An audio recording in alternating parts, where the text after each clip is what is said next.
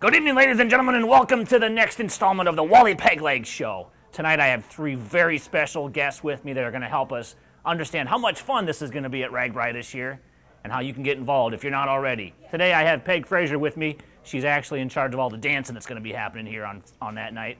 Entertainment committee, I mean.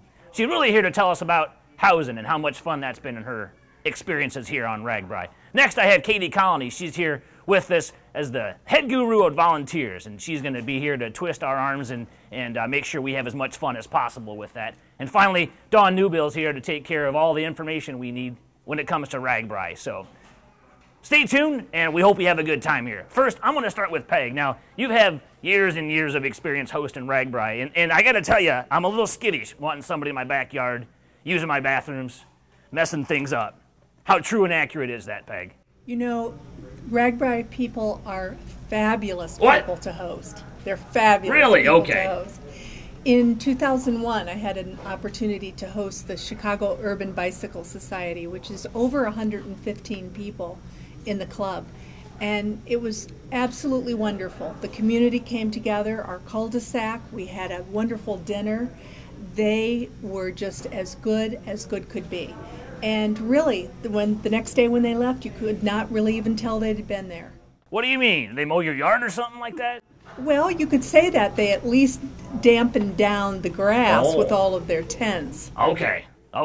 Now, what about, we live in a bedroom community, and I know one of the big things that people have is, well, I have kids, I don't want people in the house, and I don't want these guys coming in partying late and, waking my kids and my dog up. What kind of people typically ride on RAGBRAI? That typically, sure, there's all kinds of different people that are on RAGBRAI, but when you are hosting in your home, those individuals are so understanding and so appreciative that you really just do not have to worry. They're just really good people to work with, and it's a tremendous opportunity to meet people from all over the country. Well, that sounds like a pretty good time, actually. Pretty good time. What else would you want to tell us about hosting people? What I would say to our community of North Liberty is that at the present time, we have actually found homes for over 700 riders. Wow! Which is tremendous. That sounds great. However, we still have, and we just found out this morning, we still have over 300 people that are still looking for yard space, and then they would need to use the washroom, the bathroom. Okay. But they're not going to come in and cook in the kitchen. They just need a place to hang their hat. Wonderful. Now, I got a small backyard. I got a big shit back there. There's not much room back there. On average, how big is the group size coming in? Well, it can really vary. Groups can be as small as 10 to 15 to the size of the Chicago Society, which is over 115. So it really varies, but we have really, really good information. Everyone's been contacting us and going online so we can really get to individuals and really tailor it based on what our community is able to achieve. So if somebody has a particular setup, they have room maybe for 50 people, they can request a big group. If they have a tiny yard, a ship back there, for example, then they can request a smaller group. Absolutely, and this is under the directorship of Kelly Slocum, and she's been doing a remarkable job of balancing that out with sizes of homes and numbers of individuals that want to be a part. Wonderful. Now, we're going to hit a lot of email addresses and maybe a few phone numbers this afternoon. Peg, hit us with the first email address. How do we find out more about hosting people? People should contact northlibertyiowa.org to find out more information. You nailed it. All right, good deal. Katie, I hope you were paying attention. I might ask you the same question in just a minute. I hope I was paying attention. All right. Peg, did I forget anything? No. Okay. All right, you're off the hook here for a little while this afternoon. Next, I have Katie Colony here with me. I got one word. Volunteers. That's what it comes down to, right? That's what it comes down to. All right. We need them. Well, how many are we still needing, you suppose? Well, we're estimating that we still need about 200 volunteers at this point. In all, we probably will need about 800, and we've coming around with quite a few people. North Liberty is finally kind of recovering from the floods and helping other people out with floods and other disasters, so they're finally able to commit to a little bit of time for us, but we're needing about 200 more people to come out and make this event really one to remember. So we're about 3/4 of the way there, it sounds like. Now, when people volunteer, they think, oh, this is going to be something that might take me all day to do. It's a full day event, possibly Friday morning as well. What's the average time frame you suppose people are going to need to be out there helping these landlubbers? Well, the average amount of time that we're asking people, the shifts run about 2 to 3 hours. We're welcome, people are welcome to come and stay longer and help us out for, if they have an entire morning or afternoon. But on average, 2 to 3 hours. We want to make sure that people understand that we respect their time and their work schedules, their family schedules, and we don't want to ask for any more than what they can handle. Well, that doesn't sound too bad then. Doesn't sound too bad. And what if you're not an early riser? I mean, these folks that ride RAGBRAI, they get in kind of early. I mean, what kind of time? How soon are they here, do you suppose, and how late might we be able to volunteer? Well, there's some committees that we need volunteers as early as 6 o'clock in the morning. Hospitality would like people to come out and help decorate and get ready for the riders that are coming in.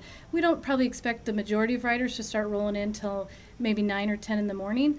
But they're going to be out and doing things with entertainment and food and all over the town until midnight or so. So there's some places that we need them pretty late, too. Okay. Now, I'm going to cheat a little bit here, but I know there's not a top 10 list, but a top 3 list. Where do we need people?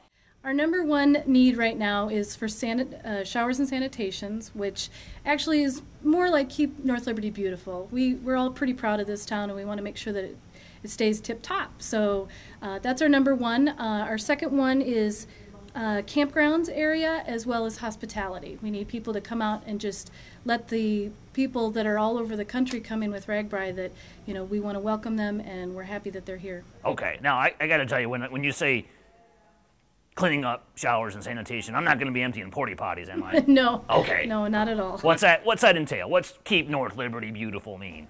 Well, the locations that we have people for showers and sanitations are the main campgrounds, which we have 4 campgrounds that they are at, as well as the 2 schools here in town and the beverage tent. And that doesn't mean cleaning out the porta potties. It's helping hand out garbage bags to the campers when they come in so that they can take care of their own garbage.